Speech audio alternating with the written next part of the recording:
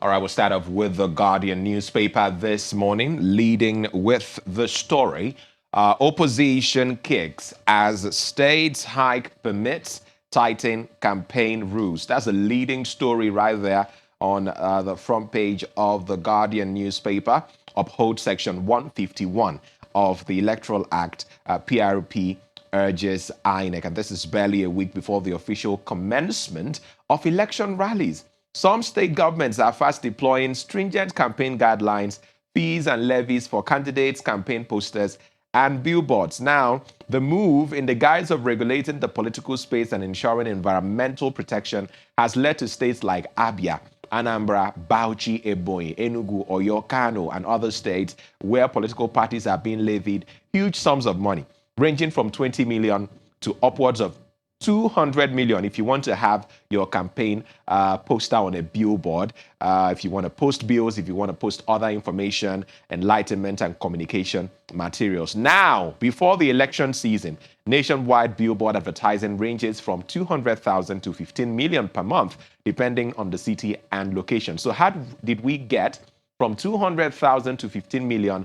to 20 million to 200 million? Well, that's election and politicking season for you. Other stories on the front page. We have Osun. Report reveals 29 deaths from 73 incidents ahead of polls. Should we be worried? EU clarifies 2027 election role as misreport. Reactions expose concerns. That's the European Union on the front burner right there. And also, just above that particular one, 2027, Atiku, Obi, Makinde, and others may forge alliance against Tinubu. Well, we've heard this before. So what's different this time? Atiku, Obi, and Makinde, others may forge alliance against Tinubu. Guardian going with, alliance. But I mean, we've heard a coalition before. We've heard unity before. We've heard some of these words used before. What's different this time? 90 civil society groups urge National Assembly to withdraw foreign aid bill. Also on the front page, NERC takes over Kaduna Disco, over 456.5 billion naira debt. Details on page 3. And of course, we have a picture of, a church service ongoing right there, as well as other headlines that says Imo and Nasarawa varsity lecturers embark on indefinite strike over unpaid entitlements. Well, what's this about, and why is it particularly for Imo and Nasarawa varsity lecturers? What's different in these two states? You might want to pick yourself a copy of The Guardian for more details. But I mean, those are the stories that we're monitoring at the moment on The Guardian newspaper this morning. What are your thoughts on these headlines? The Punch newspaper this morning reads the front page. Osun election, sensitive materials arrive Osogbo, 30,000 court members mobilized. That's a leading story on the front page of the Punch newspaper. I'll have other writers that say soldiers guard Osun INEC office as 25,000 plus security personnel deployed for the poll. The elections is around the corner on Saturday, August 15th, so preparations are on top gear now. Adelike's wife leads protest against alleged arrest and violence to the police command in Osun State. Now, we saw that yesterday where she led that movement and women were sounding and singing Solidarity Forever. And then another writer to that story says CSOs, others raise fears over INEC's new result system. CSOs, others raise fears over INEC's new result system. These are the writers following that major story on the front page of the Punch. Osun election, sensitive materials arrive Osogbo, 30,000 core members mobilized. Page 2 and 6 of the Punch newspaper. And then also on the front page, 7 states FCT borrow 355 billion naira in 3 months.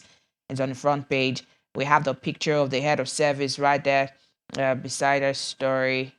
Of course, other stories on the front page of the Punch. Atiku, Aribashola, Osun voters say ADC will restore Awolowo's legacy. 2027, opposition parties begin talks on single candidates. Oyo pastor arrested for allegedly defrauding 18 members. Dangote, NUPRC differ over Q2 crude supply. Recapitalization, federal government orders NICAM to stop disputed fees. Visa processing shift won't affect Abuja embassy operations. This is coming from the U.S. The picture on the main picture on the front page of the Punch is the rally yesterday from the ADC camp. Rigbeshola, their fans, supporters now, and on the front page, that's a cross-section of the residents of Osun State at the grand rally of the African Democratic Congress, ADC, ahead of the August 15 governorship election in Osun State. We have the former governor, Farid Rigbeshola, Atiku Abubakar, the presidential candidate of the ADC, and others lifting the hand of their candidates now to show to the people that he's the one the ADC is with and backing heavily. Let us know your thoughts. Any of the stories interest you? You want to run with the headline? Let us know the headline you're commenting on. We switch over to Daily Trust. 2027, opposition revives coalition against Tinubu. 2027, opposition revives coalition against Tinubu. Well, the use of that word revive, it almost suggests that everything about coalition was put to a rest. It's like we forgot about it. So now we're literally just starting up the conversation all over again. It's not looking like a revival because you had the Atiku and Peter Obi and everyone come together, and at some point everyone had to your own tent, O Israel. And I mean, this is really strategic because the last time that a party was able to topple the government in power, it was the result of a coalition. Maybe right? we are back to the what table. we know as the APC today. Of course, everybody had to come together. The ANPP, the ACN, they all, coalesced, into what we know as the APC. Now, all the opposition leaders, we've had this talk before. That's my, concern. Maybe this time is more intentional than before. Well, let's see what happens. The trio of Peter Obi, Sheyi Makinde, of course, Atiku Abubakar, and of course, we understand Adebayo Adeole of the SDP, Donald Duke of the PRP, and a couple of others are all part of this conversation. So you might want to grab yourself a copy of Daily Trust for more on this. Still on Daily Trust, NERC sacks Kaduna Electric Board over 456 billion naira debt. This is actually a really big story, that Nigerians should be looking into. 17 bandits, 10 policemen killed in Zamfara. All right. How female students died on Lagos campus. This is coming from the law school there. Troops arrest, kidnap a syndicate commander, recover rifles and cash. And I mean, if you take a look at the front page of Daily Trust, you can see pictures of some of the monies recovered, both in local and foreign currency, and some of the weapons that were recovered as well. Troops arrest, kidnap syndicate commander, recover rifles and cash. Well, that does sound like good news, and this is emanating particularly from Enugu State, southeast Nigeria. Well, what are your thoughts on some of these headlines?